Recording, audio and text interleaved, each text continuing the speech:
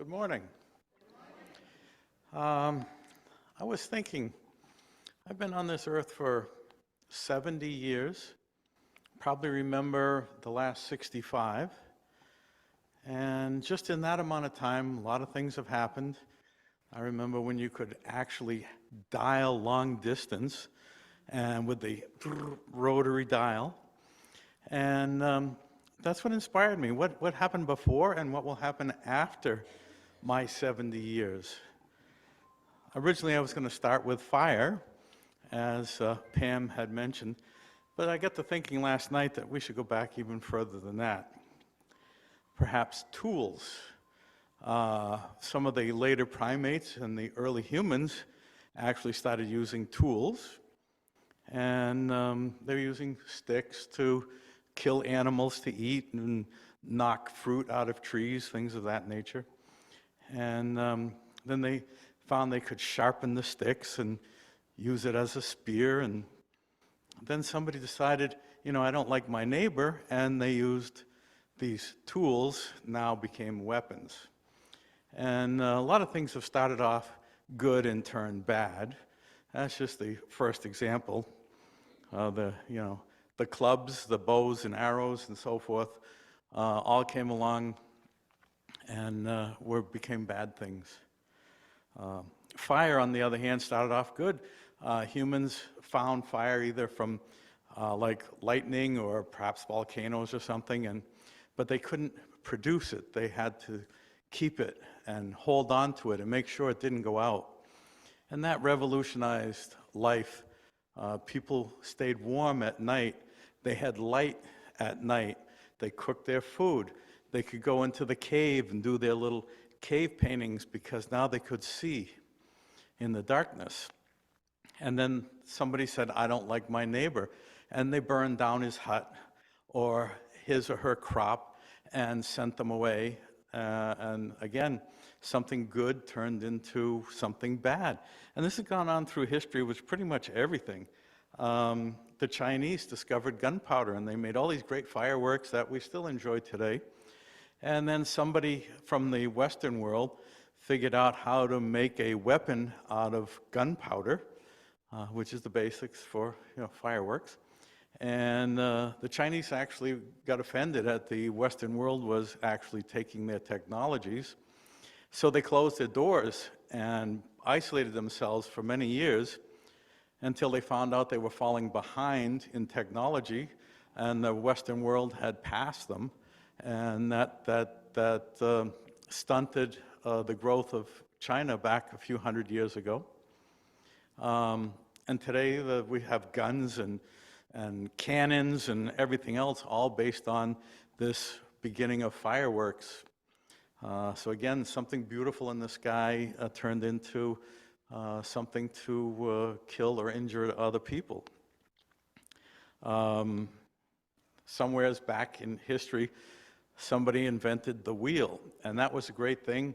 They could move heavy loads along the ground, and somebody decided to put an animal in front of a wagon, a horse, an oxen or something, and that was a great improvement. The uses then became more, dark. Somebody decided, I'm going to put a horse in front of a wagon and I'm going to be riding through with my sword, and that was the chariot. And then they started using horses and the wheel to drag catapults. We're going to knock down that castle, or we're going to starve them out, whatever. And they've been using wheels to drag all kinds of military equipment around for centuries now. And then the wheel and fire and other things were put together, and somebody invented the steam engine and the train. And now that was something. We could travel across the country in no time compared to walking with a horse. In fact, steam trains are probably close to half the speed of our vehicles today. Well, not in California, about a quarter of the speed of the cars in California. But yeah, that was a big improvement. They could get from east to west, west to east, in just a few days instead of on horseback with wagons and taking months and being stuck in the Rockies in the winter and so forth. So all those things have really come along.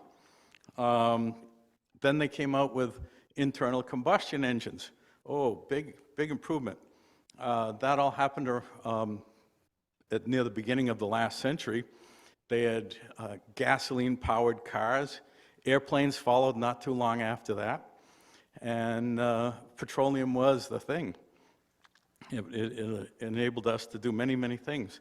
And now we're up to the point where since I was a little child, they kept saying, oh, we're running out of oil, we're running out of oil. Well, we still got it, but we're going to switch over to electric. Somebody's going to say we're running out of lithium to make the batteries, but for the electric cars. Will that happen? I don't know. I'm looking back at petroleum. It didn't happen there. So that's the future is here for that.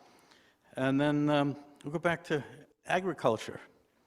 Originally, we were hunter-gatherers, and somebody decided they could figure out how to grow food, and they didn't have to go search for fruits, vegetables, and meat, and so forth. That helped society do more interesting things.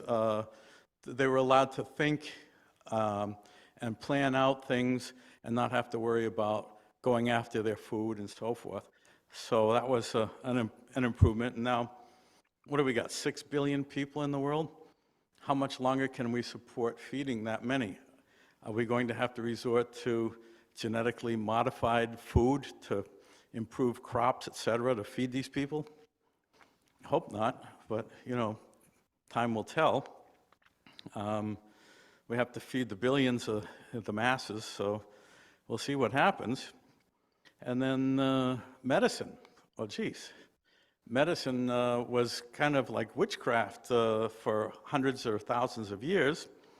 And somewhere around the Civil War, they started figuring out things. They had battles that they had to help heal the soldiers and so forth. And one doctor realized that the injured soldiers seemed to die in hot weather more than in cold weather. And he decided he would try something that would cool down the area where the soldiers were recovering. And he actually invented air conditioning during the Civil War. The principle basically is still the same today, only instead of a donkey compressing gases, we have electric motors and such. It's basically the same thing. And then we had communication. It started off with beating on a drum to send a message across the fields and the mountains and so forth. And then somebody invented the telegraph, wires and do-do-do-do-do, and you get the message across. And Alexander Graham Bell came along and thought, geez, it would be better to send a voice than just these little dots and dashes. And he was able to figure out how to do that. And he invented the first telephone. But more importantly, what was more important than the first telephone? The second telephone. You needed somebody to talk to. And it's gone on from there to transatlantic cables to connect telephones to Europe. And then Marconi came around. All this, again, happened around the beginning of the last century. Marconi figured a way to send it without wires, and then to send voice without wires and so forth. And that was the beginning of radio and television. And now we have cell phones, all working on that same basic principle. Is this all good? It seems to, because people can give their children phones and stay in contact with them.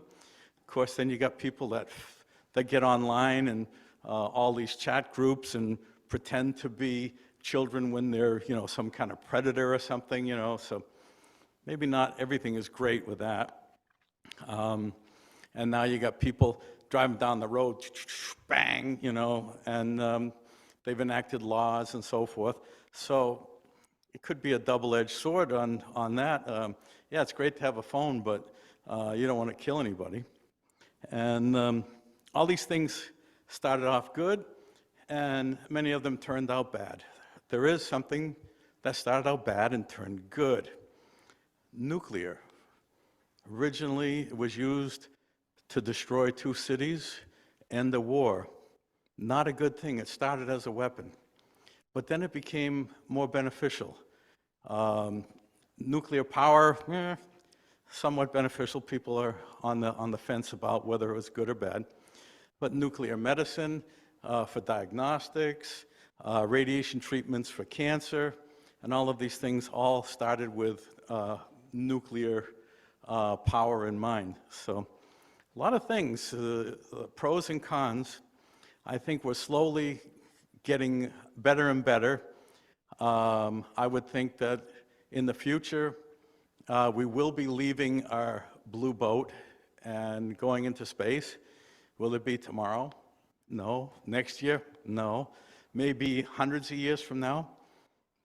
Elon Musk is prepared to send 1 million people to Mars at like $10,000 a pound. It's going to be very expensive. But that's the thing. I believe we will be in space. Maybe we'll have a warp drive and say, beam me up, Scotty, and all that sort of thing. Who knows? It may happen, it may not. It may be impossible. It depends on who you talk to and what you believe in. But I'm looking forward to the rest of my life. Not sure how long it will be, but I want to see as much happen in the future as I've seen happen in my past. So that's really it. I'm not really accustomed to speaking. I only have 8 words on this page, so I just kind of made it all up. Does anybody have a point to make, or want to add, or criticize me or anything? I have a question. Yes. Well, I just want to know what your opinion is of AI. AI? I don't think we have to worry about them coming and knocking down the door and killing us. That isn't going to happen. But they are impersonating humans in many ways. They send out pictures and voices to make you think your second cousin is in need of money, things of that nature. That does happen, yes. And that will get even more prevalent as time goes on. The world is filled with good people and bad people. Everything is going to be used for good or bad, including AI. Anybody else? Or did that answer your question, first of all? Yes. I mean, I'm concerned about it quite a bit going forward, and its ultimate control.